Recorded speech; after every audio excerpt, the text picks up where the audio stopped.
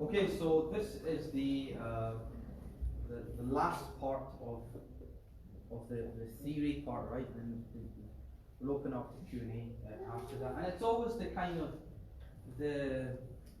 I mean, some people say it's the Achilles heel of theology, or it's the Achilles heel of religion, right? This point that cannot be answered, this point that cannot be explained in a correct manner. And this is the idea of, it's called the problem of evil, right? That if God exists, then why does he create a world in which there is so much evil that exists within it, right? This is the question that's always posited by people. And evil is seen to be, actually to this from Oxford Dictionary, as well as, I think philosophers generally would agree with this as well, that evil can be defined as an act which is profoundly immoral, wicked, and devoid of any good whatsoever. So the point that people ask is, well, if God exists, then why is there so much evil in this world? Like, why do we see so much pain? Why do we see so much suffering? Why do we see so much heartbreak, quote unquote, if you're a bit romantic, in the world, right? Why do we see that? So Stephen Fry has kind of the very famous video on this.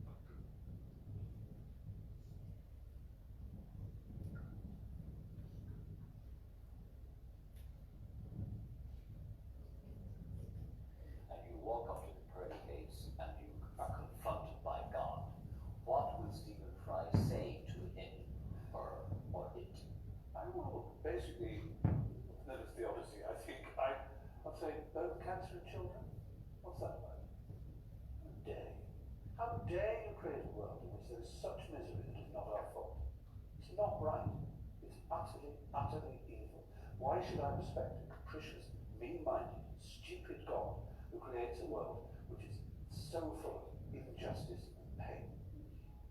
One of the things about Abraham's tradition is the Abraham tradition didn't really develop the concept of karma. It's not really like in Hinduism it's much easier for them to grasp these things. But there's certainly an element working. When people say, the Quran, for instance, says, no soul bears the sins of another soul. Ibn Arabi said that that's only in the next world, it's not in this world. The people do bear the sins of other people. The Quran also says, beware of tribulations that don't just afflict the innocent, but that don't just afflict the guilty, but afflict the innocent as well. And so, first of all, suffering, we learn a great deal from suffering, and I'm not going to justify the heinous crimes of these things, but and this is for some people very, very glib response to the suffering, but free will is a package deal. You know, there are people that say, oh, why didn't God smite that person who was going to shoot those children at Sandy Hook Elementary School? Well, why didn't you break your hand when you were cheating on your tax return? You know, why didn't your tongue suddenly be paralyzed when you were telling those horrible lies to your wife? It's a package deal. And so, in that way, much of what we see in human suffering is from what our own hands have wrought. And that's very much a Quranic motif. And this is why Muslims historically were not as troubled. And you could say, well, what about the children? They didn't deserve to do that. We're the caretakers of the children. And that's, again, free will. We are the caretakers. So when the atheist says, where's God in all this? Our response is, where are God's people? But in some ways, I mean, like, we have moral responsibility.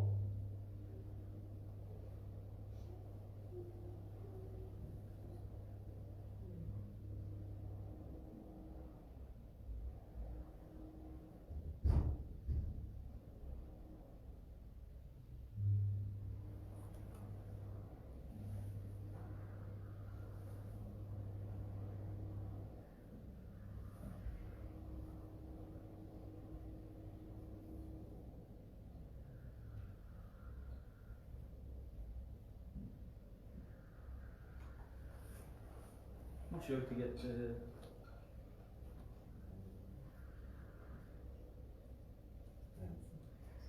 I think we could press F5. Concurrence now. Okay. So that is the problem of evil, right? And this was Stephen Fry basically saying, well, if God existed, why is there so much evil in this world, and why is there so much unexplainable evil and heinous things happening in this world, right? And that's a very, it's a reasonable thing to ask. I would think it is a reasonable thing to ask. So there are various ideas which come from us, or various responses to this. I've given one which is known as, first of all, kind of good and evil being relative matters. This comes from more kind of Islamic theology. And then I've got another part on free will, which free will is not only discussed within Islam, but is also discussed by Christian theologians. Notable Alvin Plantinga is a very famous Christian philosopher. Now the point is, an argument against the problem of evil is that if one did not see evil, how would a person identify whether or not something is good? Many things that we know about come from their opposite. So one of the questions that kind of Islamic theologians asked, well, if there was a total absence of evil, right? If you never saw anything bad, how would you know something is good? Because all you would see, right, in your mind, all you would see are things which you wouldn't know whether they're good or not, right? Because you have nothing to compare them to. So the point is, well, how would you know whether something is intrinsically good or not if you did not have pain or suffering or anything to compare it to? Would be the first point that scholars would make. The second point is good and evil can be seen as relative matters. They're not facts. They are different and are morally different for every single person, and even creation, different forms of creation. So what may be evil for one person is not necessarily evil for another. So if I give an example of a rattlesnake, its evil may be for a possible good. So a rattlesnake has fangs, and those fangs give out poison, right? And you would say, well, why did God create such an evil creature which if it bites us with those fangs, okay, then we will die. Okay, why would God create such a system like that as a self-defense mechanism? Okay, or why would he allow, let's just say, evolutionary process for that to occur? Okay, now from the rattlesnake's point of view, it's the opposite. It's its only defense mechanism against predators which might attack it itself. Right? So from the rattlesnake's point of view, it's not seen as something evil.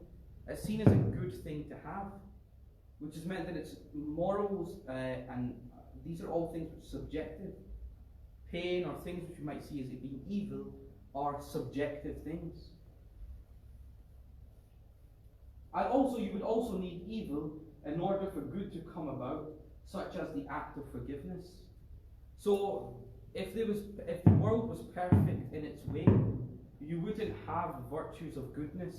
You wouldn't have virtues of forgiveness. If no one ever upset you in your life, if you engaged in no pain whatsoever in your life, would you ever have to forgive anyone? No. Would you ever be morally upright or have the morally virtuous character of being a forgiving person?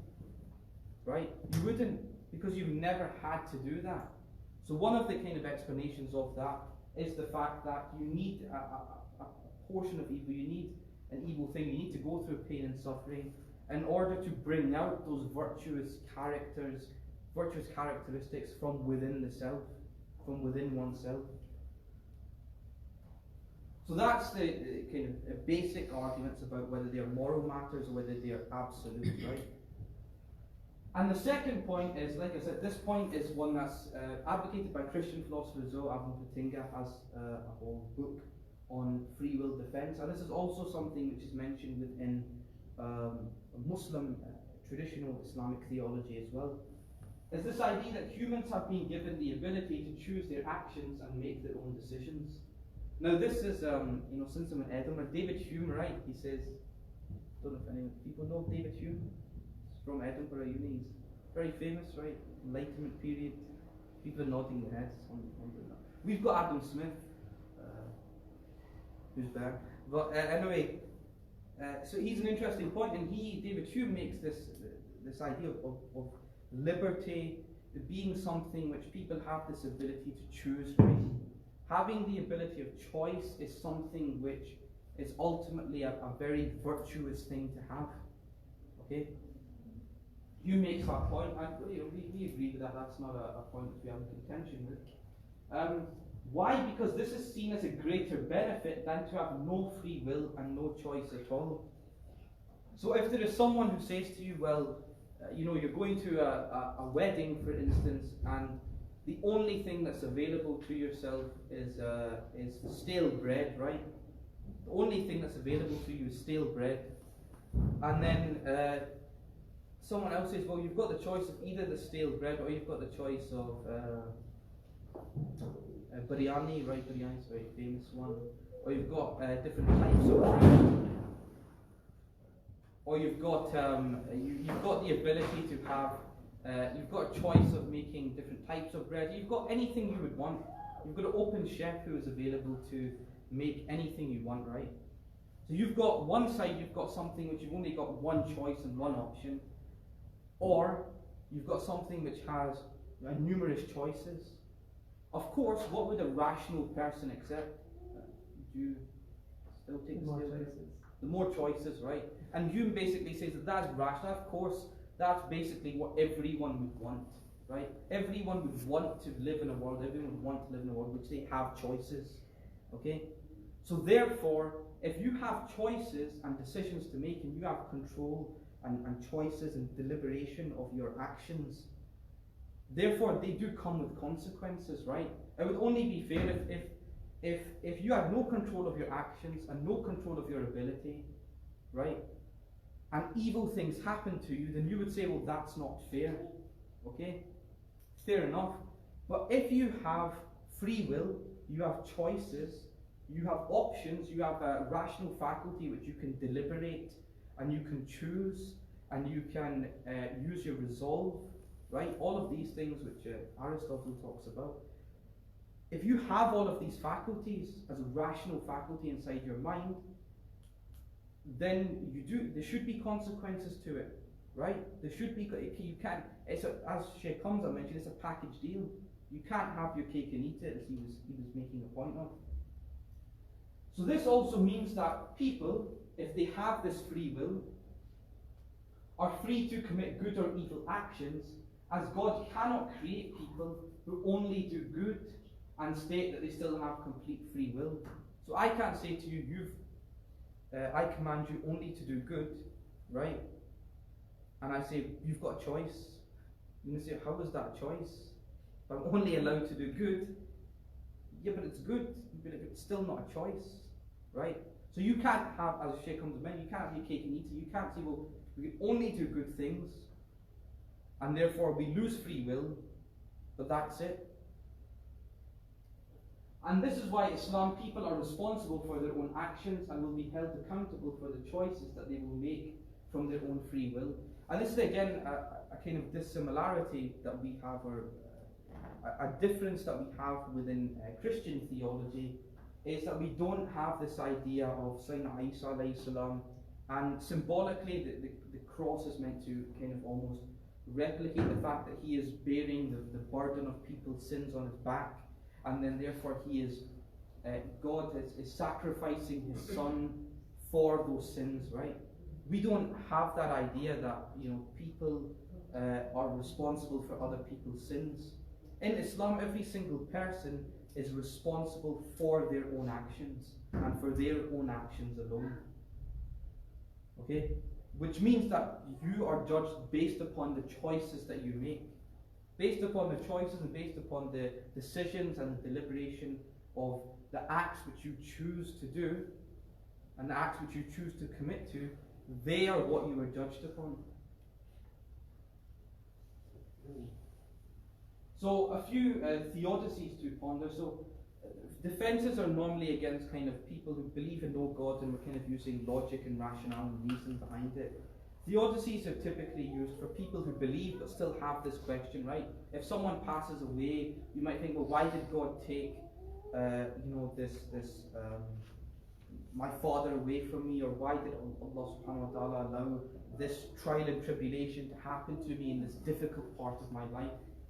So these are typical examples or scenarios which people will go through, and the kind of responses to that. So the first one is soul-making theodicy, which is that God creates people who are good, however are underdeveloped. Therefore, in order to build them up and make them morally and ethically more mature, they must go through trials in order for them to come out as stronger individuals. This can be seen from the verse in the Quran, very famous verse, verily with hardship comes ease, right? It's a very famous verse of the Quran. But not only that, but it's this idea that people become morally and ethically more mature and responsible of their actions because these things have consequences, right? If something did not have a consequence to it, right? If something had no consequence, then you wouldn't know whether it's a right thing to do or a wrong thing to do. Okay? And because of that idea, it's basically this idea that in order for you to become more virtuous, in order for you to take on more virtuous characteristics, in order for you to be more forgiving, more patient, more loving towards people, and in order for you to actually be stronger in yourself, meaning you can deal with greater hardships and increase your connection with God, you would need these hardships in order for you to be able to do that, right? And a person over time will just learn from the mistakes that they have made and will look to grow as a human being who attains the virtues of patience and generosity. And there's a very interesting hadith qudsi regarding this, and it mentions the fact that the angels almost ask God, right? They ask God that, you have created these human beings and we worship you. There's no one that worships you as much as the angels. Okay, why have you created these beings? And Allah subhanahu wa ta'ala actually mentions the fact that within human beings, because they have free will, because they have choices to make, right? Yes, they have an ability to do evil, they have an ability to do wrong things, they have an ability to enforce pain and suffering onto others, but also they have this enormous ability to do good things. And those good things are greater than yourselves, the angels. Why? Because you have no free will. You have no choice, and therefore you're worshipping me. But if someone does it with free will, with a choice, and chooses to do a virtuous act, that is greater than someone who's being forced to do a virtuous act, right? So if I was to say to you, I force you to give me £20, and you didn't really want to, okay, but you still handed it over, I would say, okay, yeah, it's a good thing to do. But if I didn't force anyone to donate £20, but they did donate that £20 out of their own choice, out of their own deliberation that it's a good thing to do, I'm helping someone, etc., right? That is obviously seen as a greater thing than someone who's being forced to do it, right? And that's the point. That those virtuous characteristics, those characteristics of you being able to make those good decisions on your own back, are actually virtuous things to have. They're good things to have inside of you. And so that was the second point. A person's character may also be developed in the afterlife, and this is something which kind of like Ibn Arabi, etc. will talk about. It's a fringe opinion, but I've put it in. And there's this idea that you will almost, even if a person goes to for instance, hellfire, let's just say someone goes to hellfire to atone for their sins, they will almost receive a kind of pleasure from this, in the fact that they are being absolved of their sins, the fact that they are atoning for their sins. They will almost receive this kind of pleasure from that, because they ultimately know that they will go to heaven at the end, right? So this is the idea that they are on a journey. Even in the afterlife, the person would still think that they are on a journey. They still believe that they are on a journey which has a good outcome to it. And that's the point that I wanted to make. There was one last point that I wanted to make. It's not in the slides, but I think it's an important kind of discussion to talk about. Was this idea that, okay, if you're Stephen Fry, I'll directly, kind of answer this topic of Stephen Fry saying there's bone cancer in children, okay? And Jordan Peterson makes this point. It's a very interesting point that Professor Jordan Peterson makes. He makes this point that, okay, you as the atheist come up to that 6-year-old child who's got bone cancer, and the 6-year-old child is lying sick in their bed, and you say to them, it's okay, you know what, it's fine that you've got bone cancer because nothing really matters in this world. I'm going to die, you're going to die. You know what, the whole world, the whole universe is going to explode into nothing, and we're all going to be irrelevant, right? Because that's the point that you would have to make. If you're an atheist who believes that, that's the point you would make. Well, everything is irrelevant. Your life, you know what, my life doesn't matter, your life doesn't matter, nothing matters. The whole universe is going to explode. So even the sun, the stars, nothing matters, right? He said, how would that child feel if you gave them that answer? The answer is not very good, right? It would probably make them even worse, feeling like that. And the second point that Peterson makes is, what if you say to them that your life, your suffering has meaning to it, right? That this is a test for you, a challenge for you, but also the point that you have meaning to your life. This may mean that people might do cancer research studies on yourself, and it may help to benefit other people in the future. It may mean that your life has a meaning which is greater than this, because you will help save so many other people. It may mean that your life may be in such a way which you will be able to donate your organs or whatever and help save the lives of others. Therefore, your life isn't meaningless, it's meaningful. It has something to it, something greater than just being an irrelevant being living in this world. So that's a point to ponder, inshallah. And yeah, that's us finished with the theory, inshallah. We'll take 1 minute and then we'll have a Q&A.